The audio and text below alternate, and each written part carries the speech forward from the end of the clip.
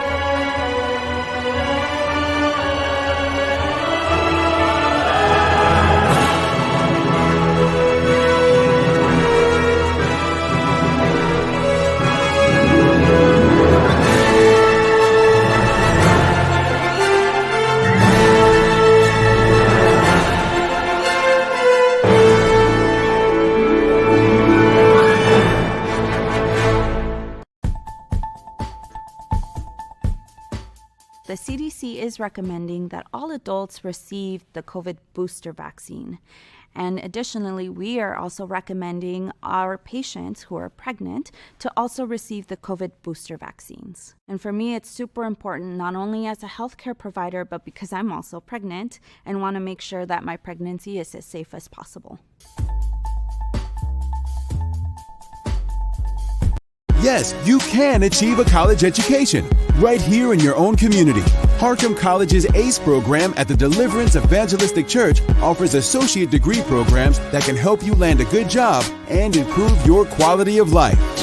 I like Harcum and Debbie because I can continue my education. The teachers are great. The atmosphere is great. It's all possible through iLead and Harcum. Call now or check out our Facebook page at Harcum College at Deliverance Evangelistic Church. Everybody, kids are back in school, back in college. I'm here in Washington, D.C. at George Washington University campus downtown in Washington, D.C. And that's where my medical office is right there. Those who've never been to D.C., you in the heart of what's popping, George Washington University. All these kids, you know what that means, folks? That means everything is coming back to the world of no mask is coming soon. Back. Look at all of these kids. Just look for yourself. These kids are from the campus of George Washington University in Washington, D.C. Let's walk down some more, folks. My favorite place there is Whole Foods. You can see that. But I'm just amazed. Look at all the young people. This is what I'm talking about, folks. If the world is going to change with no mask again, it's going to begin with them. Yep. Now, older folk like me, I think we're going to have some older folk like me that's going to be wearing the mask a little longer. But summer 2022, when I look at these young people out here, and these young people, this is what's they're the future. Some of them still have masks on, some of them still don't have masks. We're here at George Washington University. That's where my sons were born, in that hospital right there. Stephen was born there, Amos was born there. My wife delivered my kids. That's where I've been going for the last 30 years. This is where the president go. All the presidents come right here for their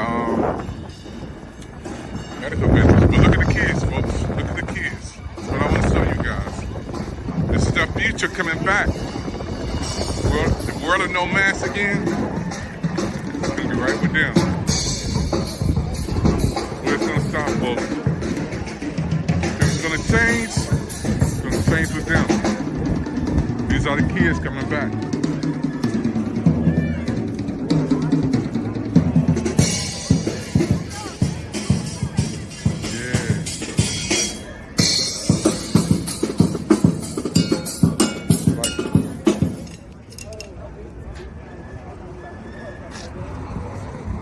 downtown Washington, D.C., folks. That's where it all popping and rocking. I love it, bro. See you, man. Do your thing, man.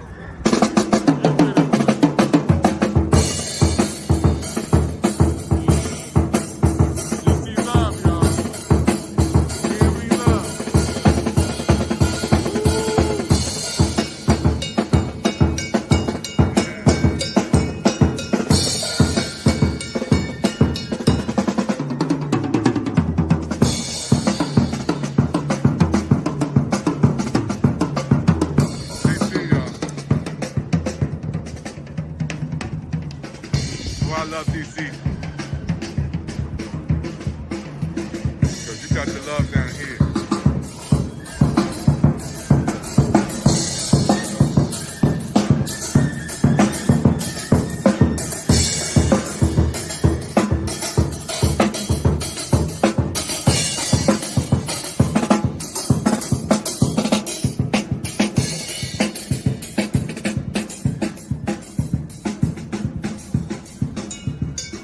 DC, y'all. So if you've never been to Washington, D.C., the wheels of economics is here. Where we roll in D.C. When you come to D.C., you got to check out the Pick TV network and the President David Evans. You got to check us out. We're going to make sure you have a good time. D.C. love. We down here at the George Washington University campus, right downtown in the heart of Washington, D.C. The Capitol's right around the corner, the Monument right around the corner, the White House right around the corner. Everything is right down here.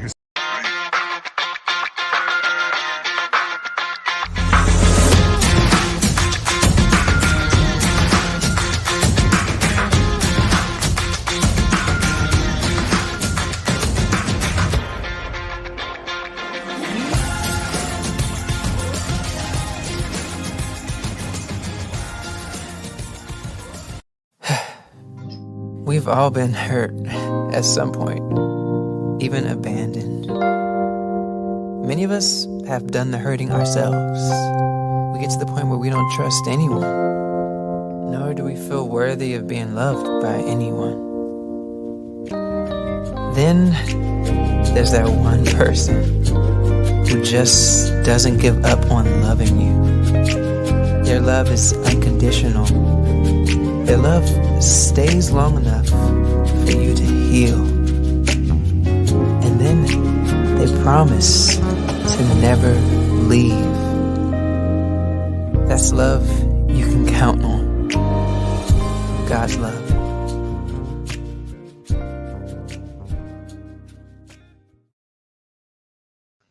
Hello, everybody. This is David Evans, President Pick TV Network. We have a brand new show popping and rocking just for you. And we want to thank everybody for looking at us today and watching with us today. Our brand new show, Hello America, live from Washington, D.C. Hello America is a television show right from the Pick TV Network, original, beaming across the world. We always like to welcome our audience, especially our international audience. So we want to thank our audience for coming in from Brazil, France, Colombia, Mexico, Panama, Paris, Peru, Argentina, Egypt. Daniel is there. Canada, Burke is there. Ireland, West Africa, United Kingdom, Germany, and United States. So we're literally on all around the world, and we have interpreters through Roku that is interpreting this presentation right now. You know, we're going to talk about a subject today that's really dear to my heart, because when we were doing a study on students mistreated in Ukraine, and I asked Brother Campbell to come in. Mr. Campbell is from the Pick TV Network, and he also is one of our co-founders with Pick TV Network. And we're going to talk about how African Americans are mistreated over in Ukraine. Hey, how you doing, Brother Campbell? How you doing, man? Fantastic. Thanks, Doc. How are you? Man, we're doing good, man. My heart is kind of heavy because, you know, we've been watching this war, and our hearts go out to all the families, no matter what your race, creed, color, background is. It goes out to everybody who's trying to flee for their lives. but I'm really concerned about the African American students that are there who stuck in. We have footage, and we're going to be showing that footage about how they are over there. You had talked about this issue even before we recorded some of this footage, how bad it is over there with us and people of color. You know, Ukraine is an interesting place, and for those who haven't been, it's you're not going to find a lot of melanated people walking around the streets of Ukraine. That's just to begin with. So that's just a fact. And the folks that are there are students, they're young people, they're found themselves stuck in the middle of a war zone and are experiencing a significant amount of racism where they're prevented from getting out of the country to board the buses and trains. They have children, some of 2 or 3 years old, sit in the cold and can't get support. They're being treated inhumanely. And I'm glad that the attention is now being brought to this issue, because there was probably a half of a line mention of it on CNN several days ago. And we have to raise awareness, because you have folks who are in a foreign country, find themselves in a war, and now they're being denied access to escape. And they're being denied entry to the only route of escape to Poland that is open to them. The situation troubled me dearly when I first became aware of it and shared it with you. And I'm glad that you're able to do some research and follow up on it, because if it's not for opportunities like what we have here in the PIC TV network to bring forth the truth, it would be swept under the rug for the most part in America. So I'm glad there's some other networks and our networks and folks who are becoming more aware of the situation, because if something has to be done, that you should not have time to be prejudiced and discriminate against people when everyone is looking to escape being bombed and killed, and particularly if that's not even your home country. So it was just a very disturbing situation, and it affected me greatly. And I'm glad that the folks who are on the ground were working together to get themselves out and sticking together, supporting each other. I'm glad that we're bringing awareness to the situation, see if we can bring some pressure onto the Congress and the world alike to force people to act more humanely. Doc, let's go and see some of this footage, man. And we want to say to everybody who's watching, Hello America is a brand new show created by PIC TV Network, like Good Morning America. This is our version, uncut, uncensored. And we're going to connect with our broadcast and show you a clip of what's going on over there with one of our sister broadcasters over in Ukraine. To flee Russia's invasion of Ukraine. Leaders from the continent have said that they are disturbed at reports that African citizens have been refused crossing to safety over the Polish border. The African Union said that singling out Africans trying to escape war would be shockingly racist, and called on all countries to show the same amount of empathy to all victims of the conflict. Now, the reports add a disturbing dimension to the conflict that has sent 500,000 people flooding out of the country. Amongst them, Africans that hail from everywhere from Kenya, Ghana, Nigeria to Morocco and Ivory Coast. More than 20% of Ukraine's international students are Africans. Some say that many non-white people have been prevented from boarding buses and trains, refused entry into Poland, been forced to give up their seats, and been threatened with violence while stuck at borders. It was a very terrible experience for me. Like, last 10 days in Ukraine was very, very difficult for me. Like, it wasn't what I was expecting. The military there was very mean. They were just so mean to us, like as if we were no humans.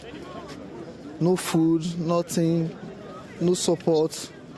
It was just on your own. All they did was go to your embassy. If your embassy is not there, the rest they leave it up to you. We worked for like 12 hours with no food and nothing. You just have to. That was one of my worst experience. Like, the soldiers that was on duty that day was mean. They were just so heartless. Like, they treated us like animals totally. So they started chasing us away, hitting us with wood. And even, you can see they even hit my leg right here. Now, there are also some reports of solidarity and support for frightened Africans who have made it over the border. Poland's ambassadors dismissed claims of unfair treatment. Many African governments, meanwhile, have been scrambling to help their nationals escape. Nigeria has called for its citizens to be treated with dignity. Samuel Okoye has more. It's quite a big problem in Nigeria. The social media has been very active, reporting events in Poland and Ukraine. And the suffering Nigerians have been going through, it has become quite an issue for many people who have relatives there. Some of these people are quite young, students. Some of these people have babies, and we've seen a lot of hardship they are going through. When this war started, the feeling was that the Ukrainians have been oppressed, but now the Nigerians are beginning to have this feeling that the oppressed are becoming the oppressors, given the way the Nigerians and other Africans have been treated in the country. And what are some of the reports that you're hearing? What is this treatment? We heard a little bit there from a young man who said that the border guards were mean, but does it go beyond that? Well, we've had cases of where people were almost outrightly robbed. We hear of cases where Nigerians have been accused, termed to be Russians, even though clearly they are Africans, and for this reason they were beaten up that they are Russians, they are working for the Russians. We've heard of cases where women with children, babies, have been denied seats in trains, in buses. We've heard of cases where even those who had seats were being forced to give up these seats so that some other persons can take these seats. We've seen photographs and videos from bus stations, train stations, where you see all those that are left behind are just Africans, mainly Nigerians. So what's the response been from the Nigerian government? Well, the Nigerian government has been quite, has responded on this. It said everybody should be treated with dignity. That's in a conflict situation, everybody should, under the UN Convention, everybody should have a right to escape, irrespective of the color of their skin, irrespective of the passports they are carrying. And the government said Iranian authorities and Polish authorities have denied Nigerians the right to escape. And they said this should stop so that the Nigerians should be allowed to go to safety. So, of course, the Nigerian government cited instances also where Nigerians have been denied entry into Poland. The government outrightly said there is discrimination and Nigerians have been discriminated on account of their skin color. But Cameron, when you see that, man, it tears me up, because here we're 400 years later. We're in Washington, D.C. We got a show coming from Washington, D.C. But we have our brothers and sisters there trying to continue their education before this war happened, just going to school, trying to better themselves. And now they find themselves fighting for their lives and can't even get out. I mean, if you get to the train before I do, it shouldn't matter what color we are. But over there it does. You're absolutely right. And it's conflicting to have empathy for the people being bombed when they are discriminating and putting people that look like you. I could easily be in that situation. You could easily be in that situation. Any one of us could easily be in that situation. And we can't take it lightly. The young man that was speaking, when he said that the soldiers have been mean, his lack of command of the English language, it should not be taken lightly that he's saying the soldiers are mean. I think he lacks the vocabulary to truly express the mistreatment, the discrimination, the brutalization, the violence that he has been experiencing. And he was very clear. They were beaten, they've been denied, they haven't received food, they're not providing any kind of assistance. They're living in a torturous environment, attempting to escape war like everybody else, particularly since that's not their home country. They should be given certain considerations to make sure that people who are visiting their country get the opportunity, like anybody else, to get out. And they're being targeted, they're being detained, they're being abused. This treatment is absolutely, you know, just disgusting in behalf of the people from Ukraine. Wow. Yeah. And you know, I can tell, you know, before we even start the broadcast, everybody's watching, you're watching a brand new show called Hello America from PIC TV Network, produced by us, designed by us, founded by us, PIC TV Network, only seen here, our version of Good Morning America, but Hello America. Campbell, you were, when we were talking earlier, man, you were really heated up, man. You were really passionate about the babies over there. And you said it's even worse than this. And I couldn't imagine anything worse, but you stated it is worse than what we see. The coverage that we're seeing the coverage of the people, the gentleman who, once he's gotten out of Ukraine, telling about his experience, and we're seeing the coverage of the people at the airport being denied access to the trains. There are people not able to get that far. They're in the cities that are currently being bombed. They're stuck in shelters on the ground or in the garages on the ground. They're dealing with racism while being in the city of different cities in Ukraine. There are no reporters there filming those stories. They're not out doing their camera phones. They're just doing all they can to survive. They're doing what they can to get out and survive. Then they can be interviewed and tell the stories on TV. But for right now, they're in the thick of the battle, and they're not getting any support. There are stories of Africans are going back in once they found a way out to help other Africans and create our own network of rescuing our own people because no one else is helping us. So we're creating financial support, sending financial support. There are different individuals on the ground who are African helping other Africans escape. They have the same situation with folks from the Middle East, which is just North Africa. There is no such thing as the Middle East. They're North Africans. So they have the same situation, attempting to make their way out into safety as well. I don't know how, in the middle of a situation like this, people find the time to be racist when we should all be coming together to make sure that everyone gets safe and, you know, can see babies that, I mean, Ukraine gets cold. I mean, you're talking about negative 20, 30, 40, 50 degrees cold.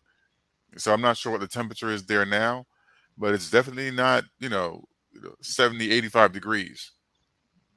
So we should be more sensitive to, getting people who come there to the train and come to the train station, just getting them on the first thing moving and getting people out and getting them to safety.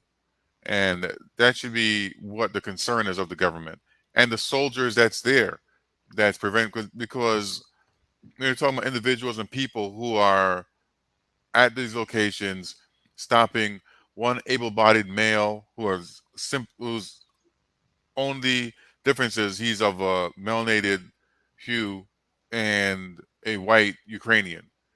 That's the only difference. He was there first. They were there first. They stopped them, removed them, and bring white Ukrainians on to take their place and leave them staying at the train station. That is disgusting. Yeah, my heart goes out to everyone who's fighting for their lives. And I was just quietly disturbed when I go to CNN and go to Fox 5 and, go to all the other big major networks. And I hear little coverage of the African American students who are mistreated and those who are just college students. These are kids. Campbell, one day my godson, your son, he'll be going away. So what if he was over there right now? I think any parent should have empathy regarding the situation, and every human being that's watching the situation should feel, you know, a should feel the pain that the Ukrainian people are feeling because they're being attacked by Russia. They're being invaded. They're being occupied, and they're doing all they can to fight back.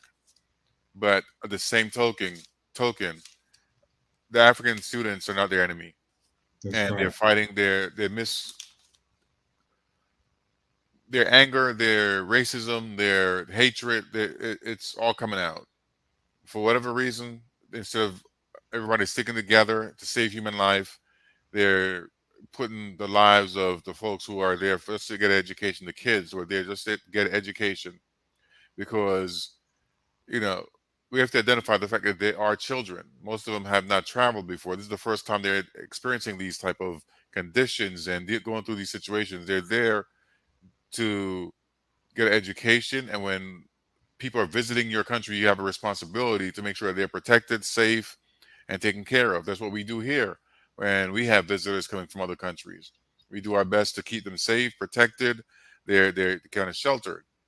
So it just seems like it would be a courtesy to make sure that people who are visibly not from your country can, be protected and escape the brutality that's taking place in the war and the violence that Russia is bringing throughout the different cities in the country.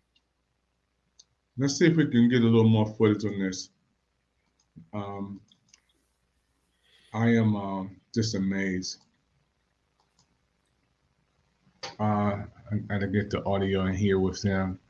But we have our brother, he's covering some footage here, how some African Americans are mistreated over in Ukraine. And you can see, as you see, they're still trying to communicate on the phone. It's just one of those things where you see so many African Americans again are just stuck. Continental Africans as well. Yeah. It's so.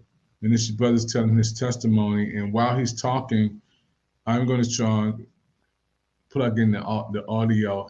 There's going to be a bomb while he's talking about what's going on over there in his in this area. There's literally going to be a bomb that goes off, and he's going to run in a few minutes. When I saw this, it just touched my heart. Campbell, when you see this, man, I know it's heartening for you too, bro. When you see how this is a student, it's a young man. He's trapped. They can't even go outside. He says there's no food. There's no place to go. They just left him there in this area, and he just stuck. And while he's talking there, he's a Nigerian student, and there's going to be like an explosion that's going to go off while he's there, and amazing. No support. They're on their own. Yeah. And if you've ever traveled abroad, if there's ever a conflict that takes place, it's terrifying. Because if you're in your city, you know the escape routes, you know where you can go. You're at least, no matter how terrifying it is, you're comfortable because you're home. There's nothing like being in on a foreign soil that you don't know the difference between up or down, especially after the city's been bombed. You have no idea how to navigate your way around, and people are not courteous to say, hey, come this way, come with me, you're basically stuck and isolated. And you have to figure it out on your own. Yeah. Our colleague Kaya Kumalo is there with them. Kaya, some beautiful scenes coming out from the OR Tambo International Airport as the students arrive. Tell us what's been happening this morning. Well, that's right, Desiree. Very heartwarming scene here as the two students who were caught up really in those very ugly scenes in Ukraine. They've really just arrived in here.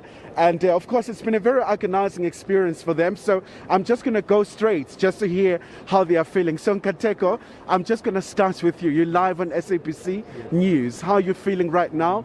Finally, you're home after a very terrible ordeal. Yeah, it's been a 5 or 6 day trip. Minimum sleep. I feel quite overwhelmed, but I'm really glad to be home. We didn't think we'd be home, honestly. From being in trains to seeing bombs to being stuck in borders for -3 conditions, sleeping on the floor without having food. It's good to be home, honestly. Yeah. And let's hear from you, Mandisa. I mean, not a very good experience for you guys that you endured. As you said, like traveling for 4 days, not having proper food, no water, fighting for our lives, fighting other people, people trying to fight you, people stealing food, people fighting each other to get on trains, the racism at the borders, the low temperatures, freezing cold, us having to sleep on the street. Yeah. So it was a survival of the fittest. You guys make it. You have to run.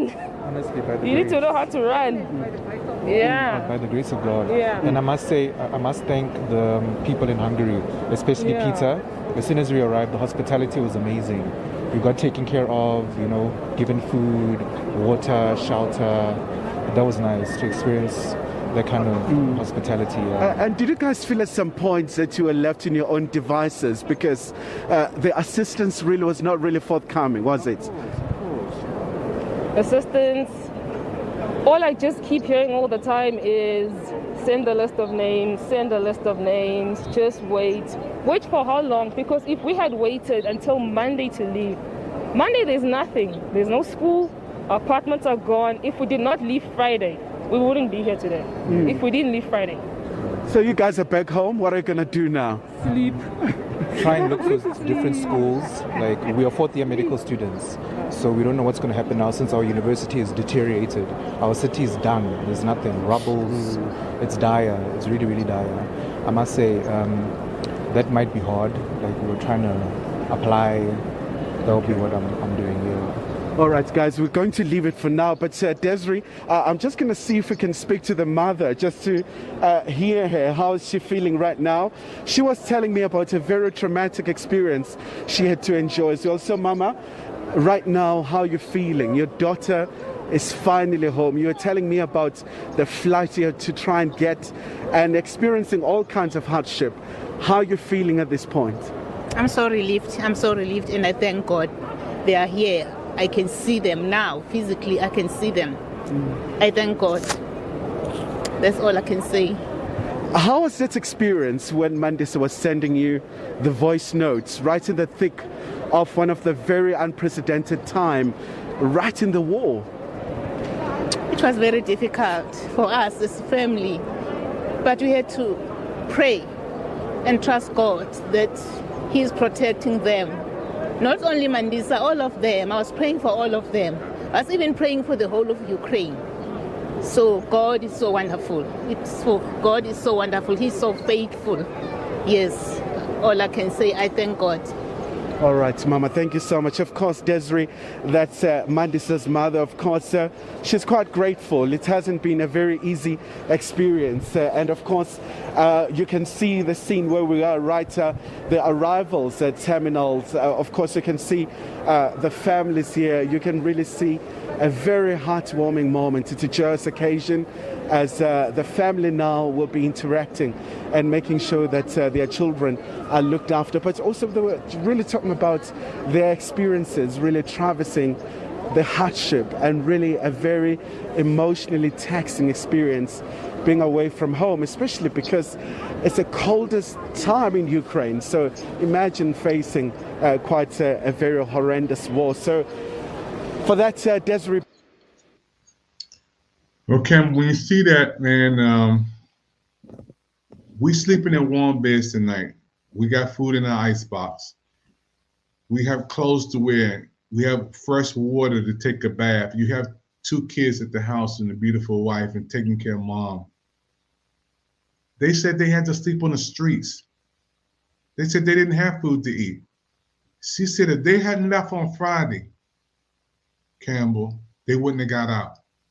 That's 2 out of the thousands and thousands of ones who's still trying to make it where they are. It's -3 degrees in Ukraine.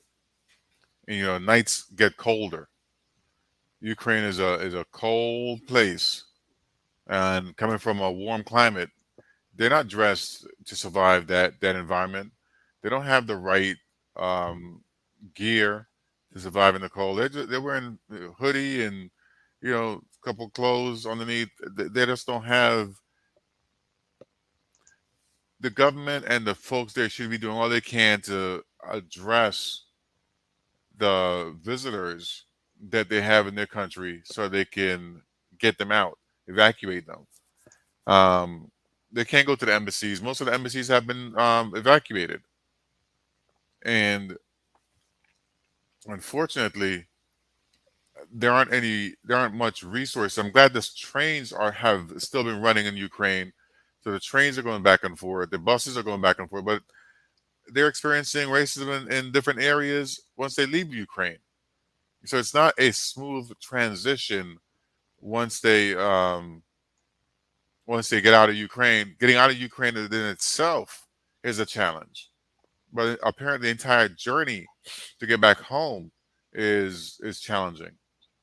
Along the way, they're experiencing some very difficult and challenging times. And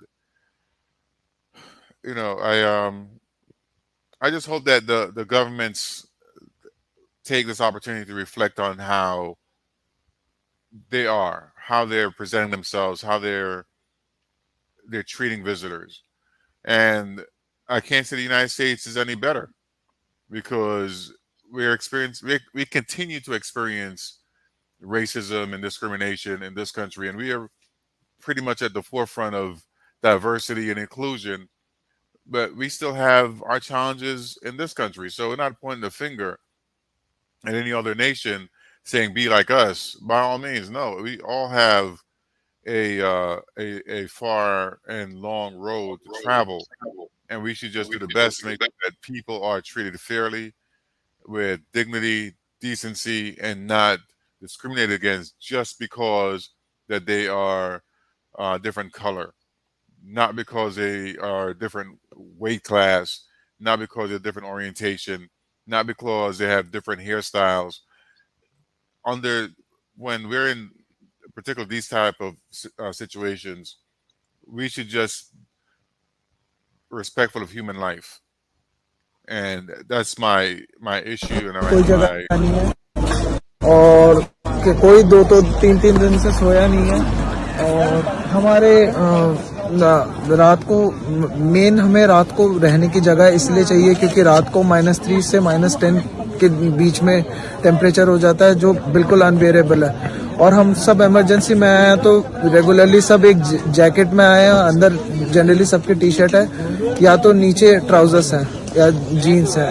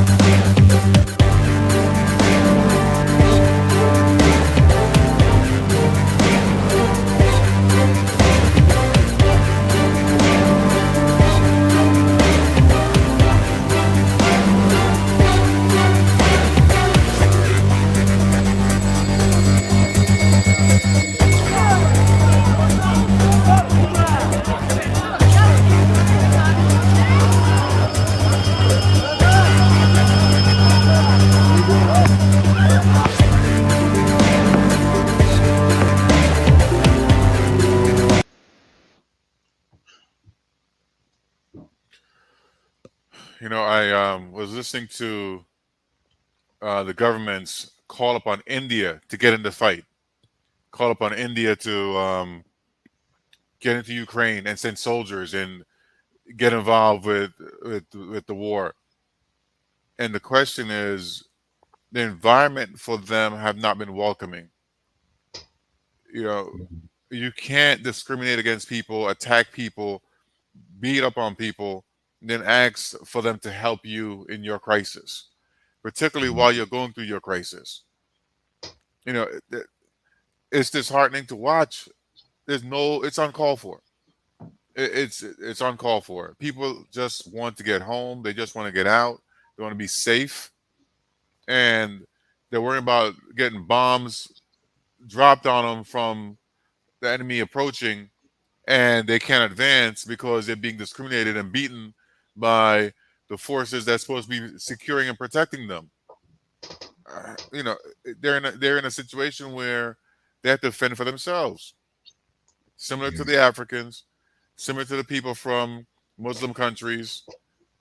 It's an environment that if you're not Ukrainian, if you don't look like you were born there, if you're not white Ukrainian, you're not welcomed, you're not assisted, you're not supported. You are basically on your own fending for yourself. Yeah, and I think, you know, when we think about it, Campbell, you know, over there, it's two wars. It's the wars against the bombs of Russia, and then the color of your skin. Let's just be real. Let's be honest.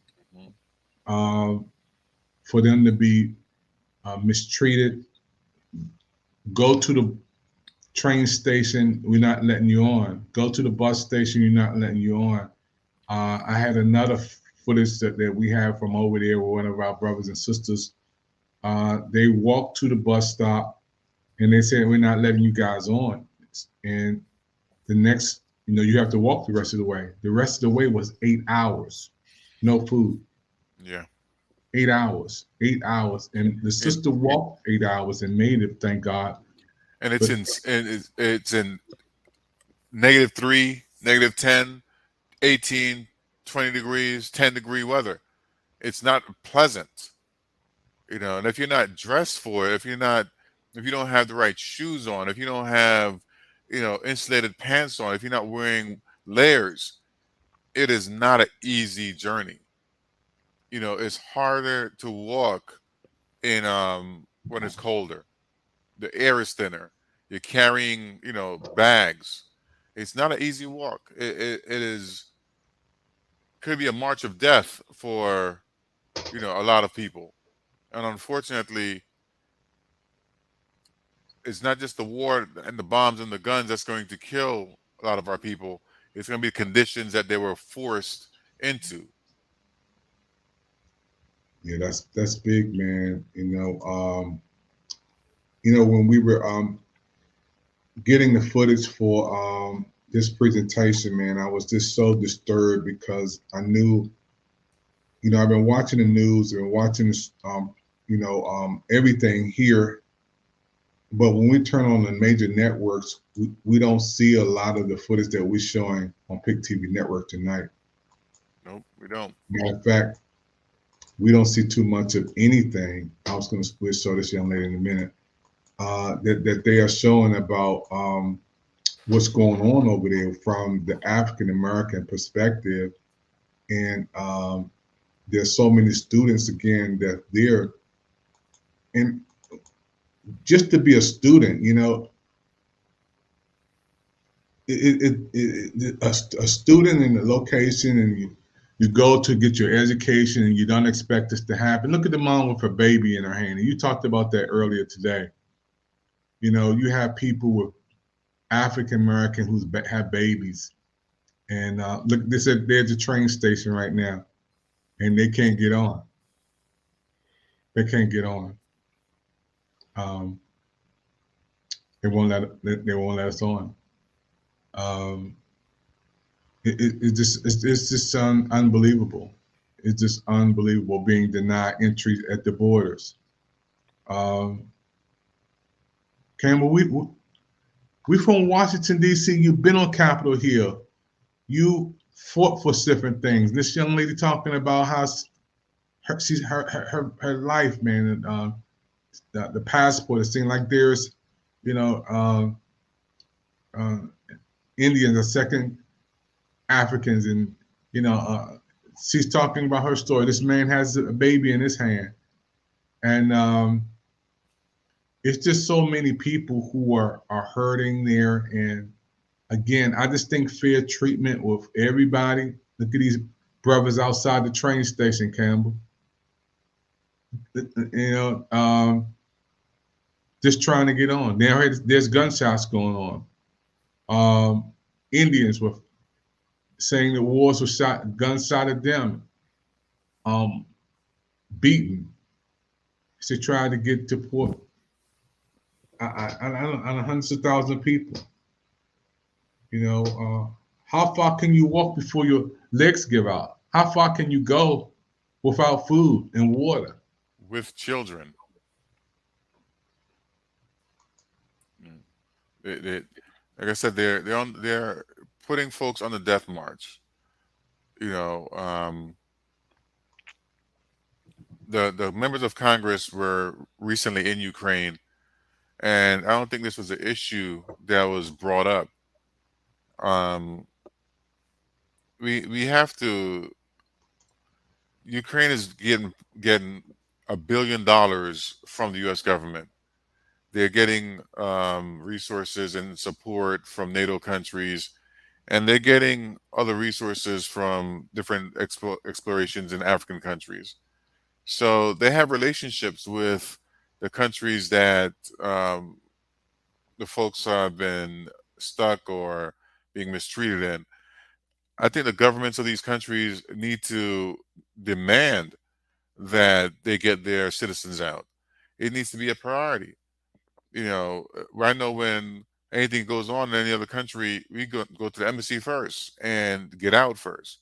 If we're stuck, they have arrangements to make sure that we get across the board. There should be some type of protocol in place to make sure that instead of folks being discriminated against and getting beaten at the border, instead of shooting warning shots so they can go back, everyone that gets there should be welcomed.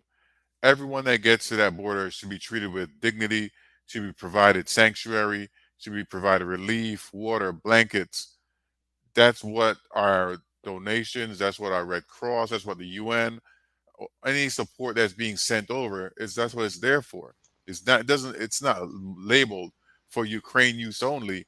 It's there to support and assist the people that come across, the refugees and anyone else who's escaping, displaced persons, anyone else who are, escaping the war. And that's the bottom line. Aid and support doesn't have a color on it. Yeah, I think the images that we see speaks for themselves when we see so many people fighting for their lives, and my heart goes out to students. I'm a former high school teacher and college teacher. In the chat is just help, please, can you help us out, please, can anybody help? There's parents there, there's children there, and they're trapped there, and it's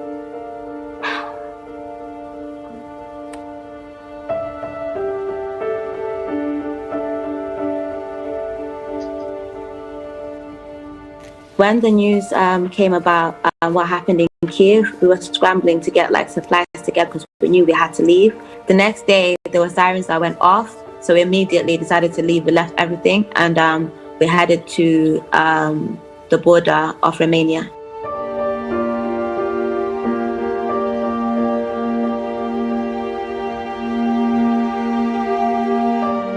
So the day the news broke out, I instantly thought about the African community in Ukraine because I knew nobody would prioritize what was going to happen to us. So I started creating Telegram chats so that people could communicate and think of ways to get out, and sharing resources on Twitter, along with trying to find my own way out. The students on the ground in Sumi have been like raising their concerns with me about what is happening. So far we've been able to find 1,000 students, but there's still some students that we're not in touch with, and the number is growing every single day.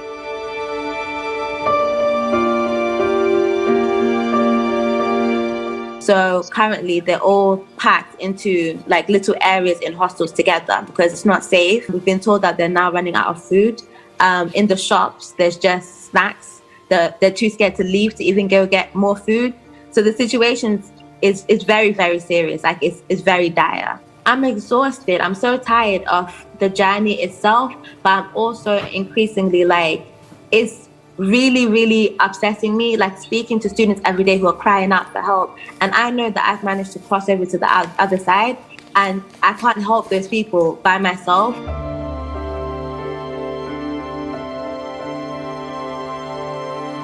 We realize that trying to put the buses together ourselves without any support from any convoy or anybody who can assure their safety out of Sumi, we may be actually putting their lives in danger.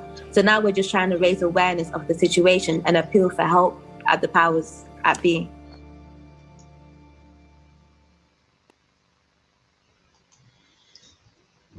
Well, Campbell, when I hear the young lady talking, man, how some of the students are scared. They're stuck in places. They don't want to leave because they don't have nowhere to go. Food's running out.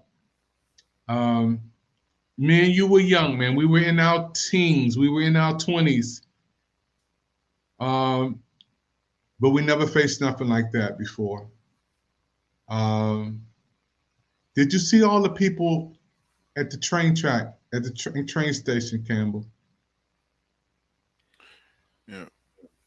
I think all the evidence that we've seen this evening supports all the claims that you've heard we've been talking about. We didn't make this story up. We didn't not assuming that this is what's happening. We're seeing evidence, clear evidence of it by people who are on the ground. You know, we're hearing it directly from them. It's the situation that the government, the military, the police have created, have exacerbated the need and the circumstances that the international students found themselves in. They can't stay where they're at because they're being bombed. They don't know which direction is up, down, north, south, east, west, because the city's been leveled. If they go the wrong direction, they're running into the arms of the Russians. Who are the aggressors that's coming in, killing people and mowing down cities. And when they do find their way to the exit to get out, instead of being welcomed and supported, they're detained, whipped, beaten, starving, frozen. They're in a no-win situation, so they're doing the best they can as children. And it's important to point out the fact that they are children, because 12-year-old melanated child is considered an adult. So these are children. We have to identify the fact that they're not professionals, they're students, their studies. This is probably their first time getting away from home. So they're in a situation that we have to call out those governments and people who are pretty much detaining and terrorizing African folks and melanated people, African Americans, international students, Indian, Muslim, all forms of discrimination, prejudice, racism, brutality at the hands of the Ukrainians need to be addressed. At the hands of Poland needs to be addressed. At the hands of other actors that are receiving these visitors and people being displaced, it needs to be addressed. They need to be called out and be held accountable for their actions. Wow. When I hear the young lady talking, man, I want to salute this queen because she's going beyond the call of duty, man, to tell the story and to share the information to the world, man. And thank God for social media like Twitter and other things that we can still communicate and tell our story. We here in America, we got the biggest networks in the world, multi-million, billion-dollar networks. CNN, we see it all over the world. NBC, Fox 5, CBS, all the major networks. But yet still, I haven't seen one story, not one story with this young lady in it. Not one. Not one. You know, when you watch U.S. news, American news channels, you're being bombarded with certain images and a certain point of view. You know, Al Jazeera does a great job of mixing it up. International channels, we have to be able to tap into the world. There's things more important than what's taking place solely in the United States, because we live in a global world. What happens in Ukraine affects us directly. That's right. When I put gas in my tank, Doc, I put $20 in and it didn't even move, Campbell. The needle didn't even move. It's because you're driving that tank. We have to. I explain this to children. You're not competing with the person sitting to your left or to your right. You're competing with somebody in another country that is hungrier, or more hungry, more determined, more seeking a desire for change, more so than you if you're not serious about your education. So we can't say Mexicans are coming to take our jobs. They're not coming. The U.S. invited them to come. We said this is the greatest country in the world with the best opportunities. They would be stupid not to come. They can come, work, support their families, because whether it's Caribbean doctors, Caribbean nurses, Mexican farmers, European house, what are they called, helpers, people coming from all over the globe. And if they did not come here, this country would have to do what they did in the beginning to be great, which is put everybody back in slavery who were of our color and complexion. What made this country great is the contribution by Germans, Italians, Polish, Africans, Caribbeans, Asians. That's what makes this country great. And if we are not opening our doors to welcome people, if we're doing what they're doing in Ukraine and in Poland and other places, if we continue to discriminate and not see the value of human life and human beings and what their contributions are to society at large, then we're already halfway down a very terrible path. Because if we don't understand that value, what's coming next is going to be critical. We have a new pandemic strain that is on its way here. China has already locked down 50 million people. Europe is locking down people. It's coming here too. So if we think that mass mandates is keeping us sick, no, they were actually saving our lives. We need to make sure we're acting with intelligence and have value for human life, deal with issues like the pandemic, deal with issues like what's taking place in Ukraine, deal with racism, because the next wave of terror could be in the form of a nuclear weapon or a pandemic weaponized COVID strain that can be more ravaging than anything we've ever seen. We don't know what's to come, but we should be making sure that we value human life and protect everybody so that we can, continue on as a people on this planet. Everybody watching a brand new show on Pick TV Network, exclusively for Pick TV, with Pick TV, by Pick TV. Hello America, uncut, uncensored, our version of Good Morning America, and you can watch it all day right here on the Pick TV Network channels. Brother Campbell, you were with me at the MGM 14 months ago when we started Pick TV Network. Me, you, your wife, and she said a list of channels that we can do with show names, and you put the first seed or the first pack of money and said make it happen, because I didn't have it. Why is it so important for Pick to stay alive? Why is it important for us to have our own network? Why is it important for us to be able to do what we're doing through Pick? I think you touched on it earlier. Whether it's CNN, MSN, ABC, NBC, all the major networks and everybody's familiar with. If you have an idea for a documentary, an idea for a show, if you're performing, if you want to read your poetry, you're not going to be able to get on those shows. You need to they have their own set of programming, their own guidelines. With Pick, we're in a position where we can find room for you. You can get a chance to express your viewpoints. You can actually turn on Pick and see 4 Black women who are medical students or doctors or surgeons have conversations about their background and their experiences, so you can learn from them.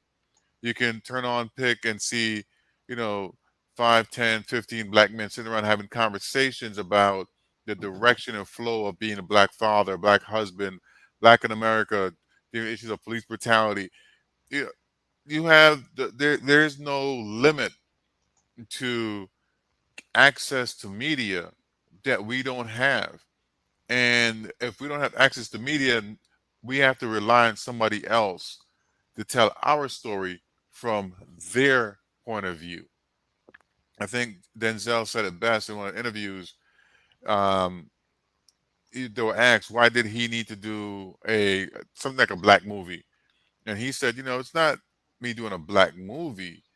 It's, he said Schindler's List was a great movie, but they didn't it wasn't done by a Black person. It was done by Spielberg, who happens to be Jewish, because they can relate. There's certain familiarity, relatability. There's certain experience that they can put into it that, I haven't been Jewish. I would know the beginning of that story. I wouldn't know the beginning of their walk. I wouldn't understand their challenges and their oral history and what's been passed down through tradition. The same way we can't allow for other folks to tell our story, they can tell our story from their experience and their perspective, but they can't tell our story from empathic, personal experience that they've gone through. They can only tell it from what they perceive would be or could be your experience. So the uniqueness, the value, the reason for Pick is because we have an opportunity using the Pick TV network to expose the world from our viewpoint, our standpoint, our vantage point, the experiences. No white person can tell what it feels like to be a Black person being pulled over by the police. I don't care how woke, how awake, how liberal, how much you lived in this. They cannot, because time and time again, we've seen videos where you have a Black and a white person, and the Black person gets stopped by the police, is thrown on the ground, boot in their neck, handcuffed, and being sat on, while the white person is pretty much given a bottle of water, asking if they're okay. Yeah. It's almost impossible to really convey that. You can show the image on TV, but to actually have somebody who's been through that, who's understand the trauma and the terrorism that you have to deal with on a regular basis when you see the police, when you walk into a bank being rejected, walk into at a job interview and being told that the job is taken. They just advertised the job 24 hours ago. It was in this release. You show up 24 hours later with your resume in hand. They say, "Oh, sorry, the job's been taken." But then the person who came after you is somebody that you see is white, gets the interview, and gets a job, and they're offering you, more qualified individual, a job in the mailroom or doing in the janitorial services, or totally rejected and turned away. Those experiences cannot be really put on screen, articulated, and emphasized in a way that folks who haven't been through it can truly understand it and express it. So the value of PIC is to give us that opportunity to do that, because the amount of talent that we have in our communities, whether it's Hispanic, Latinos, South and Central American, Caribbean, 54 nations of Africa, and the myriad of diversity that we have on the continent through our cultures, because the lines is not how we are, how we're grouped. We're grouped by our cultural alignment. That's what makes us who we are. Because even though we may live in Nigeria, we eat differently. We experience. Jamaica is this big. It's a very small country. Jamaica has 13 parishes, and in each parish is 13 separate culture and multiple subcultures, multiple language, dialect in a language. And most people, if you're not from Jamaica, you don't really understand this and realize. You think, oh, Jamaica, everybody's no problem. There's significant differences going from parish to parish in Jamaica. The language is different. The nuances are different. You have, so many, and then you have the influence of others coming in, but you have so many different subcultures within the culture itself. It's fascinating. So you can imagine Jamaica is a dot on the map compared to Africa, and it's amazing how people just take for granted, oh, they're African or they're black, they're all the same. We have significant differences, and we can tell our stories with tremendous vibrations and colors and vibrant and enthusiasm and history, culture, from a perspective that if you are not into their culture or have been introduced to it, you wouldn't understand it, because you see it, but there's an appreciation for it that you can actually present unless you are going through it.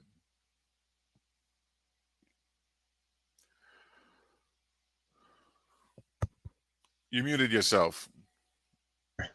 Yeah, man, I got so caught up in hearing you talk, man. I was just like, let me just soak this in. Let me take something in too. Folks, you're watching a brand new show on PIC TV Network. My name is David Evans, founder of PIC TV Network, and my co-founders with me today, Mr. Campbell. We're talking about today a real heart-touching subject, the students who are being African-American students or African students mistreated in Ukraine. And we showed you some images, and we hope that everybody look at the replay. Show it to everybody you know. This is a brand new show. Again, hello, America. This is our show, created from the nation's capital, where I've been all my life. You see the Capitol back there. This brother been there. I'm right here. I work right down the street from the Capitol, and this is my home, and it will always be my home. I love Washington, D.C. I was born here, and I have brothers and sisters and family here. I grew up in the D.C. public school systems, so this is my home. But when I think about people who are fighting for their lives, and this kids, and we talked about this earlier, when you're a student in school, you're young. We've been in our 20s, we've been in our 30s, 40s. But when you're young at that age, you don't understand it. You don't understand why. You don't understand all of what's going on. All they're doing right now is trying to fight for their life. And I think if you at the train, before I do get Brother Campbell, you should be able to get on. If you walk 4 hours to get to the train, and you should be able to get on. But that's not the case. That's not the case. Yeah, I think a lot of the women and children have already been let out of the country. So at this point, there's not even a justification to say that they're saving room for women and children, particularly when you're watching able-bodied white Ukrainian men walking past you and taking a seat on the transportation that you were either denied or removed. And the reason how they told you is, well, no more, or women and children only, or it's full, and they're letting folks walk right past you because there's footage of it. You know, so these stories are not, anecdotal. There's actual footage, and I think the message is getting out. People's cell phones, using social media, and to be able to utilize our medium to help bring awareness and bring attention and bring action and hopefully relief to the folks that's there. And I'm glad that we're able to have this conversation and highlight this. The people of Ukraine are suffering, and we want to get them the aid they need, but we also need them to act responsibly, without hatred, discrimination, and in a fair manner. Campbell, we have a Twitter audience now, and our Twitter audience is a major audience, and that Twitter audience is Jada Pickett, 1.6 million followers. Will Smith, millions of followers. Bill Gates, 57.5 million followers. Steve Harvey, 4.5 million followers. Barack Obama, our former president forever, 1.3.2 million followers. Kevin Hart, 37 million followers. Elon Musk, 78 million followers. Jamie Foxx, one of our greatest persons we love in comedy, 4.6 million followers. Kamala Harris, our first African American vice president, 19.5 million followers. President Biden, our president today, 33.9 million followers. Warren Buffett, 94.7 thousand followers. Mark Zuckerberg, Jeff Bezos, founder of Amazon, 3.7 million followers. Tyler Perry, 6.5 million followers. Oprah Winfrey, 43.2 million followers. LeBron James, 51 million followers. But if we're not going over there and doing something to help these brothers and sisters over there who are being mistreated, Brother Campbell, the numbers, it's just numbers. They don't care about the names that we just saying. If I need help, if I need food, if I need some water, who's going to help me to make it to the next place to save my life? Are we getting bigger and bigger, but are we getting better? It's a difference. And I'm happy for everybody who we're reaching through Twitter, and we have these addresses and people who we just loaded up because we're on Twitter now. And I hope somebody see these messages out of these millions of people. Because this is not about me or you. And we didn't make this up, just like you stated. If we help another person come out who's stuck there, who's afraid to go out the dorm, there's no more food left. They don't know what to do, they're shell shocked.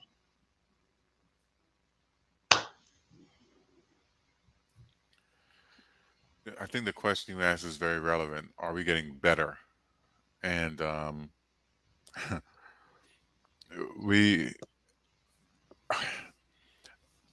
would like to say that we have to acknowledge the power of one, the power of the individual, the power of the person, because America was on a particular trajectory in the world under the Obama administration. There was a visible difference in how the world treated us and how the world was operating. Following the end of the Obama presidency and the beginning of the next presidency, that one particular individual created a firestorm that just swept through the world with absolute total destruction and disregard for human life. And people want to know, what is their one vote, their one voice, their one action themselves? What is it that they can do? It's not going to make a difference. And it makes all the difference in the world, as we can tell. You know, each one's voice adds to the conversation and the noise that's taking place to make it louder and louder and louder.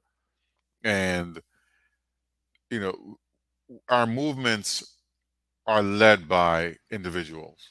They're led by a person. You have to put a face and put somebody in charge, because we follow individuals, we follow leaders, we follow people.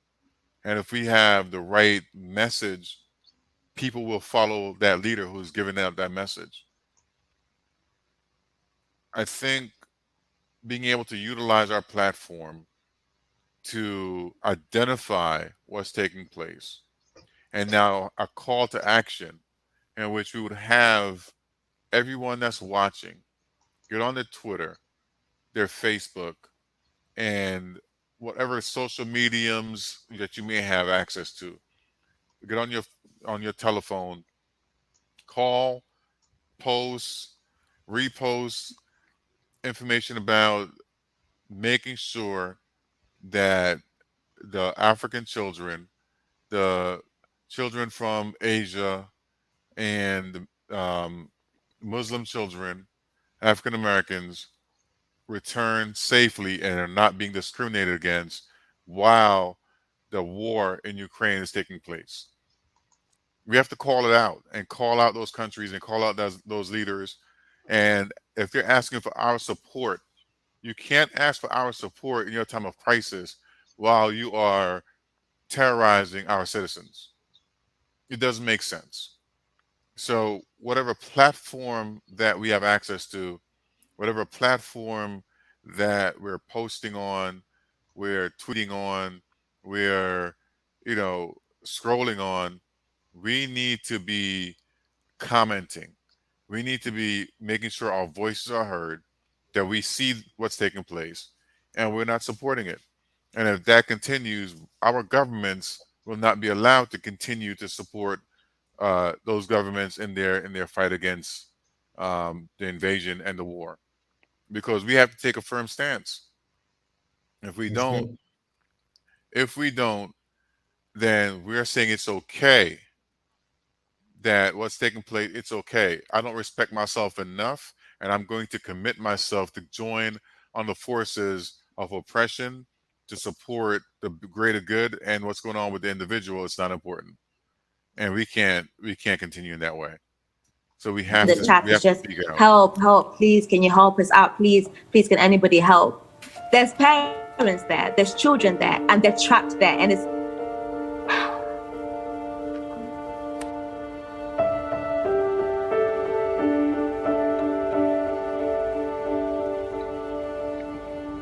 when the news came about what happened in Kyiv, we were scrambling to get supplies together because we knew we had to leave. The next day, there were sirens that went off, so we immediately decided to leave. We left everything, and we headed to the border of Romania.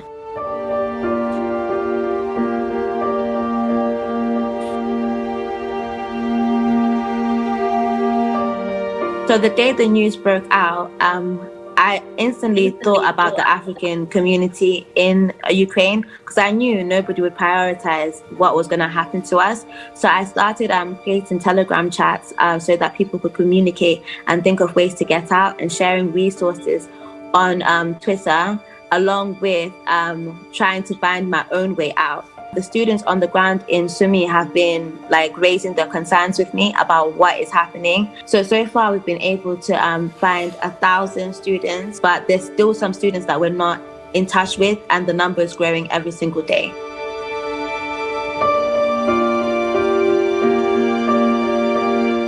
So currently they're all packed into like little areas in hostels together because it's not safe. We've been told that they're now running out of food. In the shops, there's just snacks. They're too scared to leave to even go get more food. So the situation is very, very serious. Like it's very dire. I'm exhausted. I'm so tired of the journey itself, but I'm also increasingly like, it's really, really upsetting me, like speaking to students every day who are crying out for help. And I know that I've managed to cross over to the other side, and I can't help those people by myself.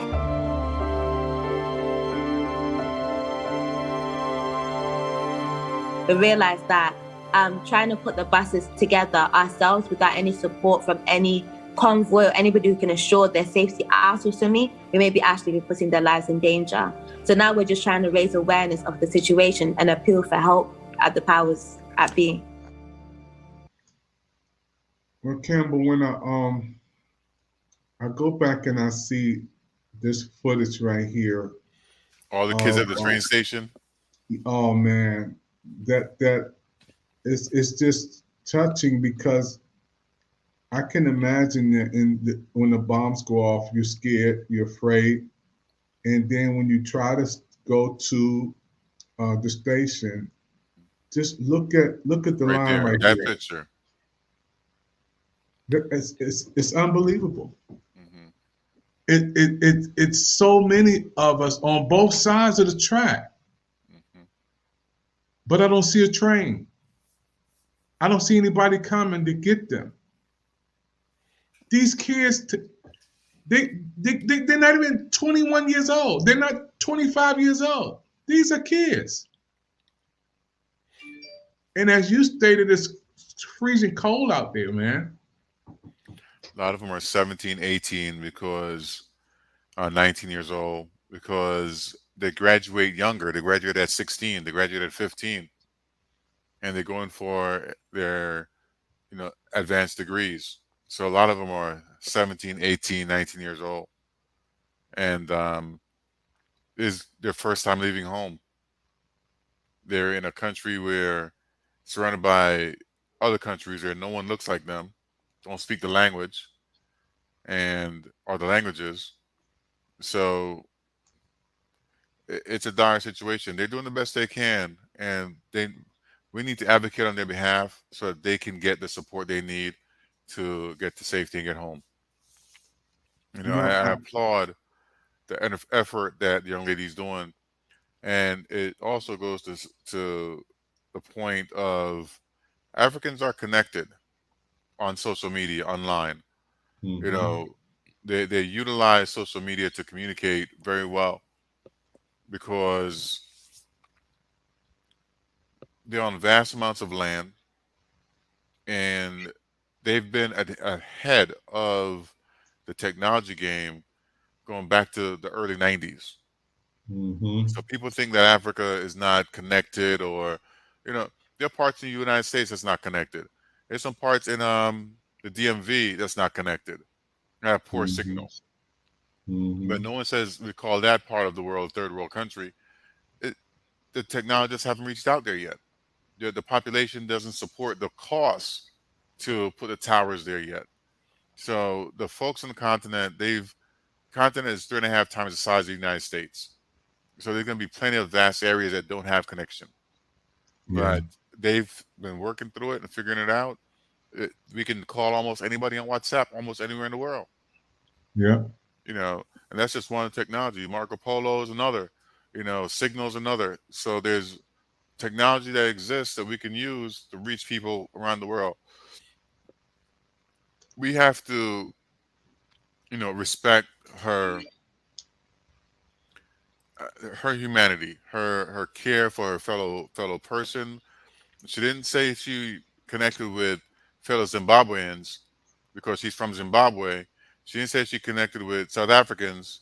She connected with other Africans, people that she knew were not getting a help to get out of Ukraine.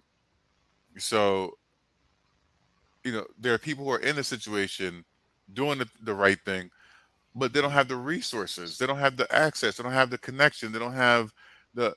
Like she said, you can send buses in there, but are you putting more people in danger if you don't have the routes mapped out? Because you could be driving people into a tank where they're going to be killed. So the government of the Ukraine need to step up and make sure that the citizens from, or Muslim, who are African, who are Asian, can get out safely. Then they can get the support of the rest of the world, because they can say, man, the way that you took care of everybody to make sure that everyone was safe, we have to go in and now protect and take care of you. That's what would happen. But you're asking people to risk their lives to come in and protect you when you're not protecting the people who are there, especially if they don't look like you. Yeah, I really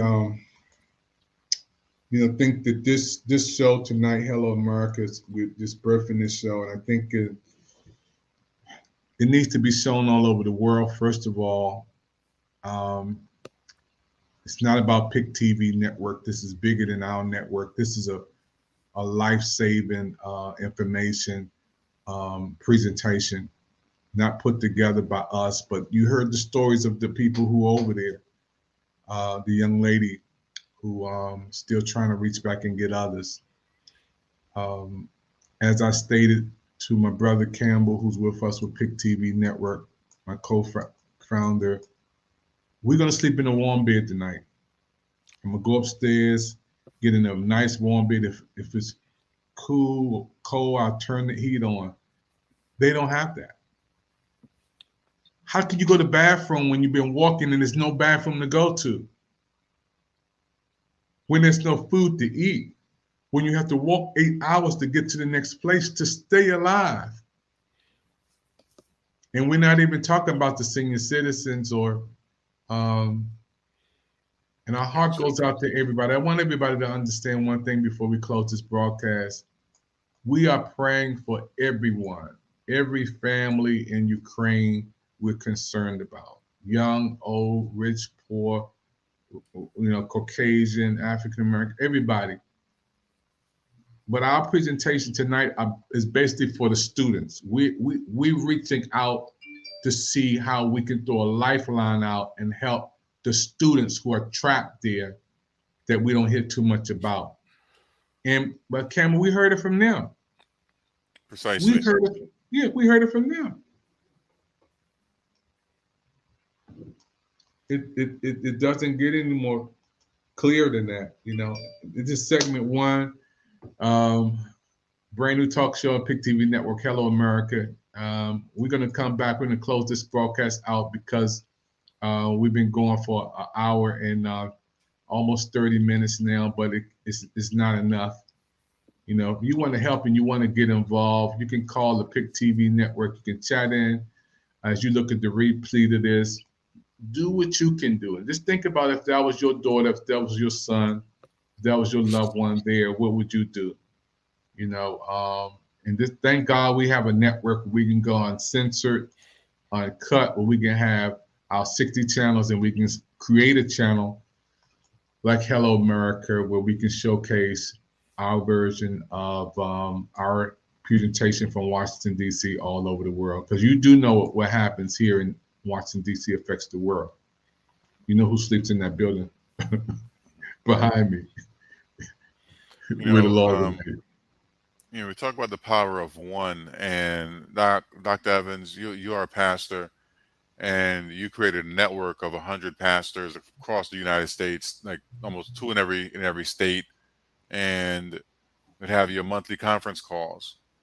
And the power I saw in that network is how if somebody was in New York or somebody was in California, somebody was in Illinois, and you had pastors in those states. So if somebody needed help, when the hurricane took place in the Bahamas, and the disaster in Kansas and those areas, you were able to mobilize trucks with But Rev Campbell, police. Rev Yeah. Campbell, look at this text we just got in, bro. Do you see that? hmm What does it say? Thank you for raising awareness on this issue here in Africa by Cheeto. I think Cheeto's in South Africa. We're praying for you, bro. We're praying for your families. Anything we can do. This is the power of us having this. And I think it all boils down to this moment right here, Bud Campbell. While we did this presentation, and it's about what 1 o'clock in Washington D.C. time, and in the morning, we decided to come on around 12 midnight to do this show. In Africa, I don't know, it's about daytime over there. 6 a.m. And we couldn't go to sleep tonight, bro. This brother said, look at his response, Bud Campbell. Yes, he is in South Africa. Yeah. We're reaching South Africa, folks. And he just said, thank you, communicating with us. And what he says, Brother Campbell, 7:35 there. I wish we can get you on, bro. We can send you a digital link. If we can get your email, I would love to bring you on live with us in Washington, D.C. and have you on. This is what it's all about. Campbell, when we started this broadcast an hour ago, I never thought we would have someone on from over in Africa and saying thank you for raising awareness in our issues here. I never thought that. I never thought that brother would come on and link into our conversation. What a powerful, powerful media source that we on live around the world. And now we have a brother chatting in from YouTube saying thank you for wearing awareness on what's here in Africa, 7 o'clock in the morning. But that's the power of media. We could be on here talking nonsense. We could be on here miseducating people by talking about something that's not factual.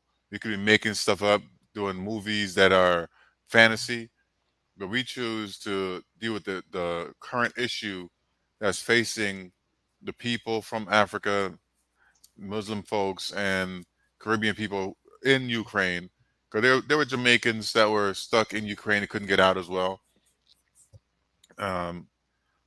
So being able to use this platform to raise awareness, to touch people, 6 hours away in the continent, to touch people 12 hours away in other parts of the world, to ask them to email us with the information how they can be, figure out how they can be helpful, who we can connect them with, and what can be done. But number one thing is, don't keep this information to yourself. Go on social media, post it, let it be known, raise your voice, because each one voice add up to something. So each one voice makes a difference. I thank the brother for listening and for responding and paying attention to the issue, because we have to mobilize. It doesn't, this can happen to anybody, anywhere, to anyone, anywhere, any given point in time.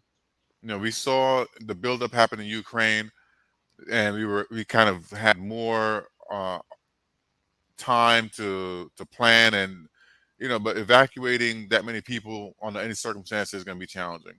But imagine if it was a terrorist situation that were on the seas from anywhere in the world. It can happen with terrorism. Imagine if it was a natural disaster that would happen anywhere in the world with a flood or a mudslide, or any other type of disaster, or an accident that caused a nuclear or some other meltdown to take place. We have to look out for each other in a way that first, humanity first. We're all on this planet. We all need to live together, work together, and figure it out. You know, Go ahead, Doc.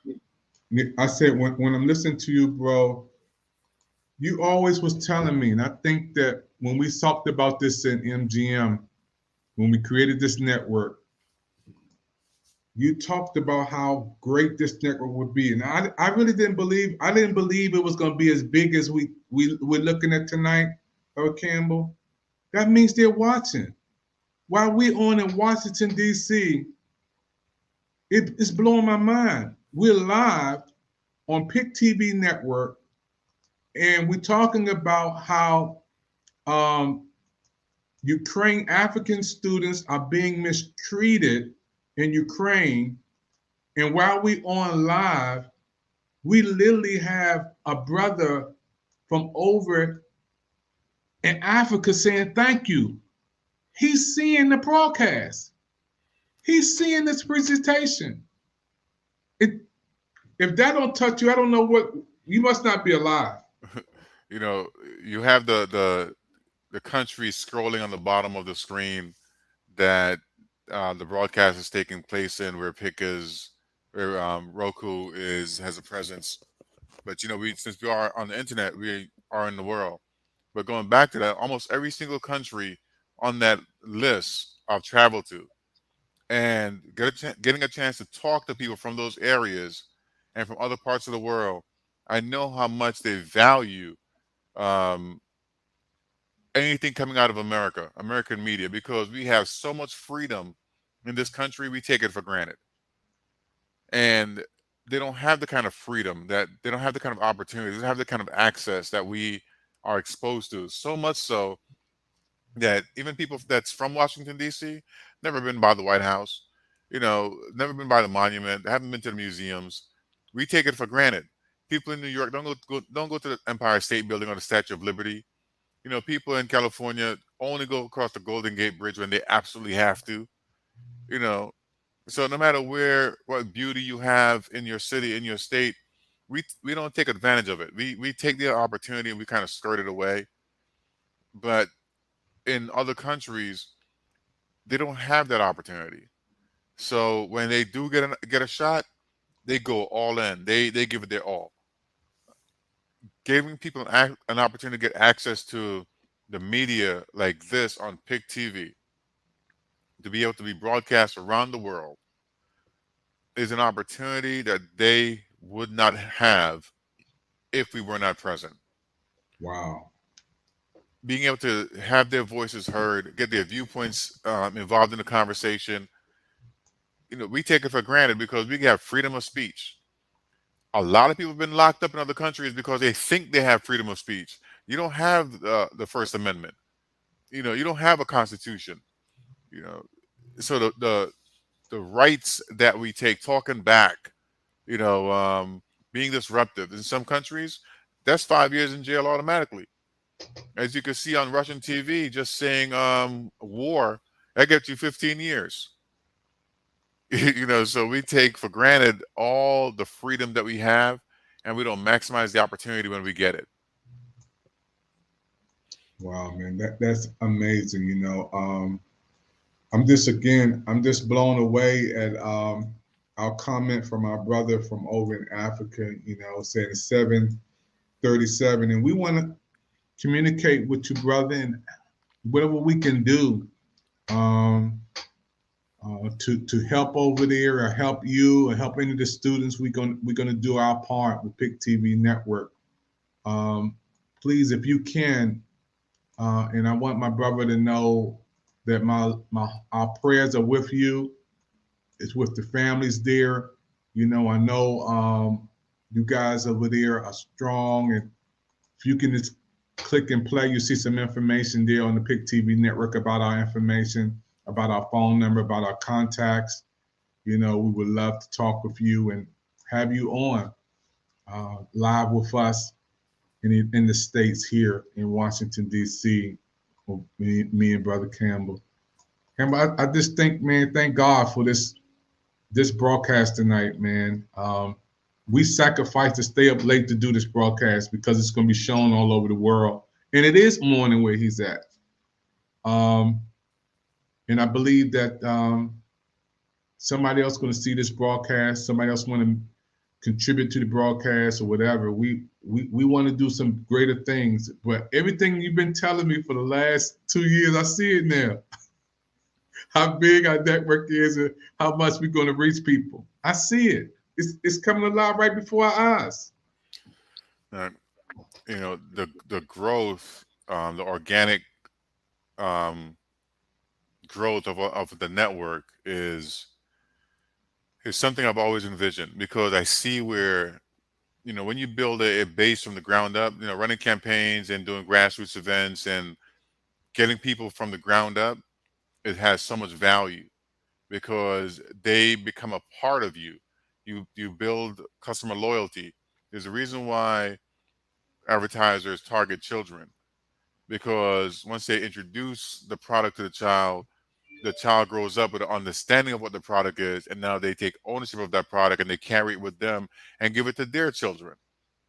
You know, we want the people watching PIC to grow up with us. We're new. We're a year and a half in. You want them to grow with us, to build with us, to take ownership, to get their own programs and do things that lead to, you know, the freedom of information that will make, you know, kind of even level the playing field. Wow.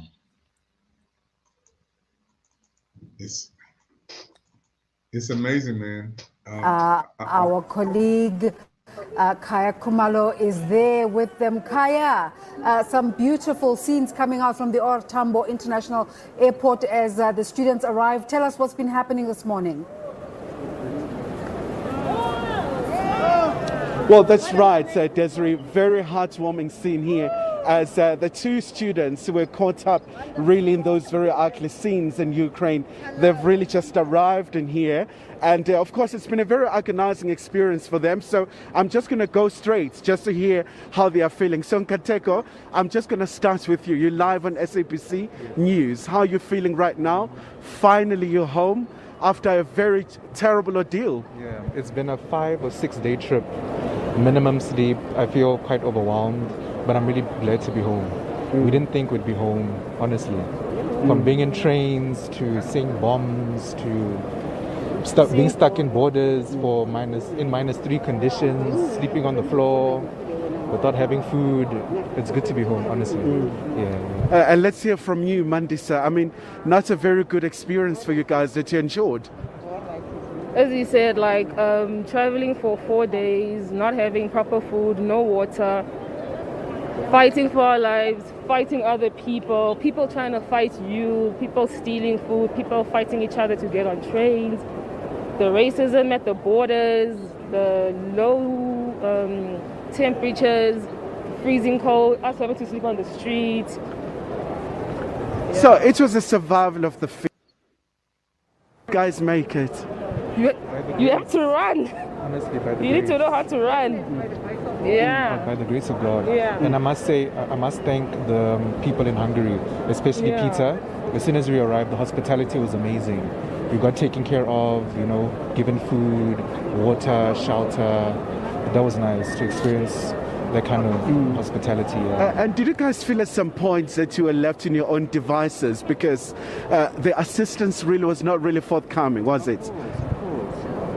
Assistance. All I just keep hearing all the time is send a list of names, send a list of names, just wait. Wait for how long? Because if we had waited until Monday to leave, Monday there's nothing. There's no school, our apartments are gone. If we did not leave Friday, we wouldn't be here today. If we didn't leave Friday. So you guys are back home. What are you going to do now? Sleep. Try and look for different schools.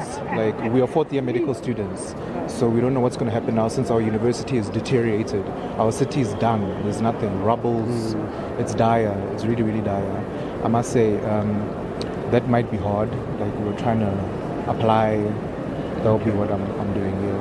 All right, guys, we're going to leave it for now. But Desiree, I'm just going to see if we can speak to the mother just to hear her. How is she feeling right now? She was telling me about a very traumatic experience she had to endure as well. So, Mama, right now, how are you feeling? Your daughter is finally home. You were telling me about the flight you had to try and get and experiencing all kinds of hardship. How are you feeling at this point? I'm so relieved. I'm so relieved, and I thank God they are here. I can see them now. Physically, I can see them. I thank God. That's all I can say. How was that experience when Mandisa was sending you the voice notes right in the thick of one of the very unprecedented time, right in the war? It was very difficult for us as a family, but we had to pray and trust God that He's protecting them. Not only Mandisa, all of them. I was praying for all of them. I was even praying for the whole of Ukraine. So God is so wonderful. God is so wonderful. He's so faithful. Yes, all I can say, I thank God. All right, Mama, thank you so much. Of course, Desiree, that's Mandisa's mother. Of course, she's quite grateful. It hasn't been a very easy experience. And of course, you can see the scene where we are, right? The arrivals at terminals. Of course, you can see the families here. You can really see a very heartwarming moment. It's a joyous occasion as the family now will be interacting and making sure that their children are looked after. But also they were really talking about their experiences, really traversing the hardship and really a very emotionally taxing experience being away from home, especially because it's the coldest time in Ukraine. So imagine facing quite a very horrendous war. So, well, Campbell, so, man, we have to close this broadcast, but we got to do another segment. Our brother over in Africa who just popped in and chatted in with us. We've got to find a way to get him on because I want him to come on the broadcast with us. You know, if you can chat in and we can get his email, WhatsApp, whatever we got to do to get a signal to bring him on. This has been amazing. Those who are watching right now, this is our show, Hello America. You'll see it only on the PIC TV network. It's our show, organized by us, founded by us, Mr. Campbell and I. We're doing our first segment of many, many more. I believe God smiled down on us tonight because we had the person chat in from over in Africa who's here, and he's saying thank you. And I think we got another chat. I just seen something else that he popping in with us, saying thank you. You know, and we saying thank you for popping in and giving us the love that we have. Man, I'm just gonna take a breath, a deep breath, and say I love you, bro. Hug the kids for me. Tell the wife I said hello, man, and thank you for being the best co-host in the world, man. For this, I'm just trying to keep up with you, Doc. Up at 2 o'clock in the morning, up early, late. I remember before you started this, you were getting 10 hours of sleep a night. Hey, but listen, it's 7 o'clock over in Africa, man. So the world is ready and waiting. There's tremendous opportunity, 24/7, bringing people in from all over the continent, all over the world, getting different viewpoints. And, a lot of people won't, to some people, this is their first interaction with Black people in America. That's not in the movies. That's not rappers. That's not playing sports. Seeing two regular human being Black men sitting down, having a conversation, talking about real issues that's affecting them in their country. And I think it's an opportunity to really be transformational, change the narrative, and change the paradigm that people place us in certain boxes to a paradigm of regular people that can have conversations about global events and have a perspective that they can relate to, because they wouldn't get this opportunity anywhere else. This is something that you don't find on Fox, you don't find on ABC and CNN and MSN. You're not getting this type of just raw, uncut conversation. This is not. We're not reading from note cards, or we're not reading from what's coming up on the teleprompter. We're actually having a dialogue about the circumstances that the Africans and Caribbeans and Muslim and Asian students face in Ukraine, in a war zone, being discriminated against, being abused, being denied access to services, being harassed at the border. It's unbelievable. It's like a bad movie. So this platform is something that I'm so glad that you continue to invigorate, to energize, to just pump your all into it, so that we can continue to grow and moving on to our second year and adding, I think, more content from around the globe to bring a new dynamic, new life to what it is that we've created here. So I just appreciate you so much, and thank you for your continued injection of yourself into the entire network. So, and thank your family for sharing you with us as well. And we have some good people out here, man. Again, when we on Twitter, when we locked into Twitter, we have a Twitter audience that we send our links to now, from the president to everybody. And I want to give a shout out to Anthony Anderson, Rotimi from Power, Kim Burrell, Vicky Winans, Dorinda Clark Cole, Maya, who had just seen Sunday at the MGM, Howie Hewitt, Trina, William Hung, Claudia Jordan, Brian Mitchell, Reginald Ballard, Brumman from the fifth floor, Martin Lawrence Show, Kid and Play, D.L. Hughley. And today we just got another promo from Super Queen, who is a movie actor today, who gave us another promo. It's so many people that I want to thank. And these people gave us promos. And when they gave us promos, I'm just so happy and I'm so thankful, and I feel so honored and blessed, because they didn't have to take time out to do anything. But when they took time out to give us a promo, and Miss Debbie Morgan today, a beautiful queen, she gave us that promo today, Brother Campbell. She's a movie star. We're going to be putting hers up here too. She sent us this today. We're blessed, man. And I think because we're giving back, and we heard the brother on today from West Africa, when we started this program, and we got to close, folks, African students mistreated in Ukraine. And then when the brother came on from over there and said, thank you, this touched my heart, man. I think this is what it was all about before we even got started. I believe God saw that. And I think this is the first time we stayed up to do a late night show this late this year. Because I know when we first started, we were doing shows late. 3 a.m. in the morning.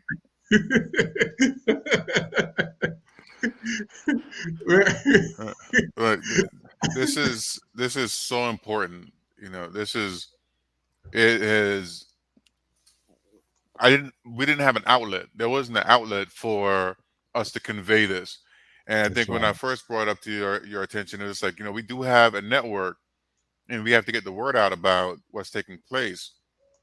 But for the most part, most people are just watching it saying, wow, that's sad, and feel they can't contribute or do anything about it. And I just want to go back to the fact that when you had that network of pastors, and you have access to people from around the world, and to be able to reach out to someone and say, hey, can you, I have somebody there, can you help them? We can use that very same network, serve as a conduit to bring information back and forth so people know, instead of going to Poland, maybe head to Hungary and stop here along the way. We're going to use this channel to send donations so that there's food, blankets, and clothing.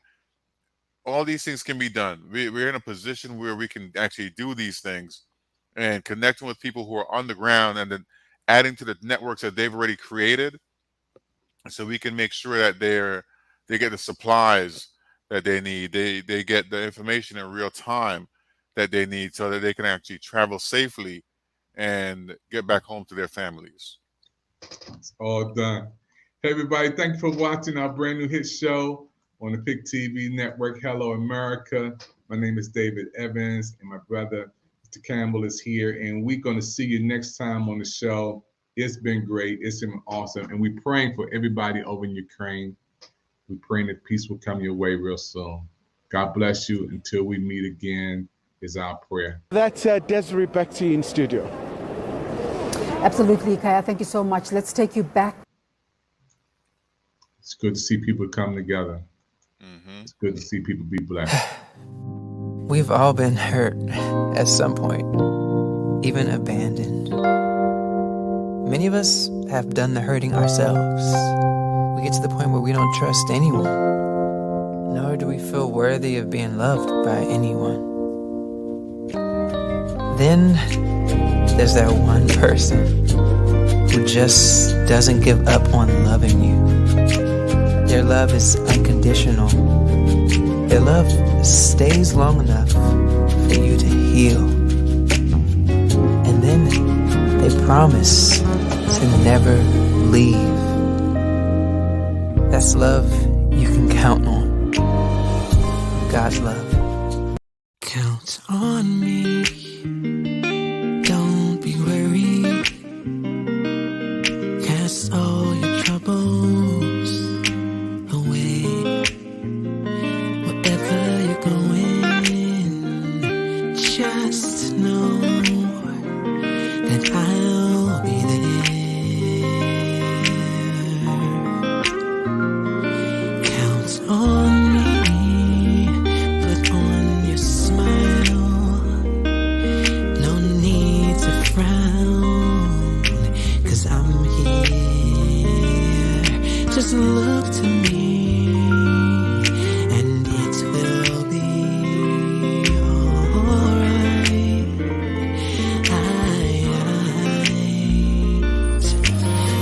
Take a breath and look around.